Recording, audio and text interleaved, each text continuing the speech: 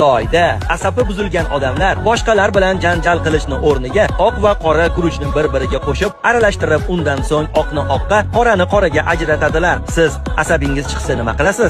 Avvalo bitta aytganni qilmaydi. Asabga tegar qachon biz umrimni berdim. Bolalarimga qilmagan yaxshilik qildim. Yinasini aytgan qilmagan men aytgan qilaman. Qo'ying. Mana Xitoyliklar undan ko'ra meditatsiyasin qilsa qiling, asablam tashnasin. Beni qarab, o'z nima buni aralashtirib, o'sir o'xshab, tentak o'xshab, undan ko'ra mayizni ko'tin juzam martagata foyda bo'lardi, parsotardim. Kachkani qovda vasim kerak, piyozni qovda vasim kerak, u mollarga o't berishim kerak, agarlar chavib suvashim kerak, ani bolalarni cho'miltirishim kerak, ovqat qilishim kerak, to'qo'yim bir uni to'ldirishim kerak, tandirda atroflarni shuvib qo'yishim kerak, savonlarni uyib, bug'doylarni yig'ishtirib, mayizlarni bozorga parf sotishim kerak, uylar tozalab, hamma joyni yig'ishtirib, mollarga jenlarni pishirib qo'yishim kerak. Guruch tashiratib o'tirsam bular qachon qilaman hozir yerim cho'xonadan kelib qoladi. Cho'ta qo'lim qilib qo'raman, jumas bitganman, cho'xoni po'qolim, sog'an shu meditatsiya